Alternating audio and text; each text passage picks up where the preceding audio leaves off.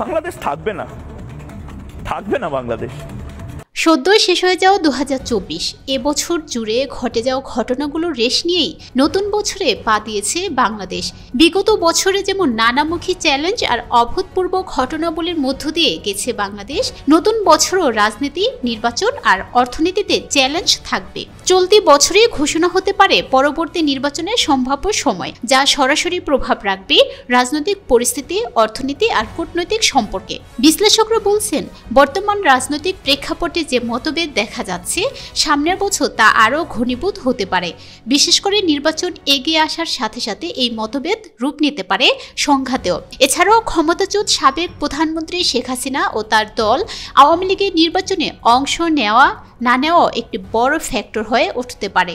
একই সঙ্গে শেখ হাসিনার ভারতীয় অবস্থানের প্রভাব পড়তে পারে ভারত বাংলাদেশ সম্পর্কেও। অন্যদিকে বাংলাদেশের সীমান্ত ঘেঁষা মিয়ানমারের দুটি রাজ্য আরাকান আর্মির দখলে যাওয়ায় দেশটির সঙ্গে বাংলাদেশের কূটনৈতিক সম্পর্কের রূপ কি হবে তা নিয়েও বেশ জটিলতায় পড়তে হতে পারে বাংলাদেশকে। এছাড়াও 5ই অগাস্টের পর দেশের আইন শৃঙ্খলা পরিস্থিতির অবনতি, প্রশাসনে বিশৃঙ্খলা এবং মব সংস্কৃতির মতো বিষয়গুলো যে প্রকট আকার ধারণ করেছে, সেটাকে শৃঙ্খলায় ফেরানো দেশের জন্য একটি বড় চ্যালেঞ্জ হবে। তবে সবচেয়ে বড় যে চ্যালেঞ্জটির মুখোমুখি বাংলাদেশকে হতে হবে তা হলো অর্থনীতি।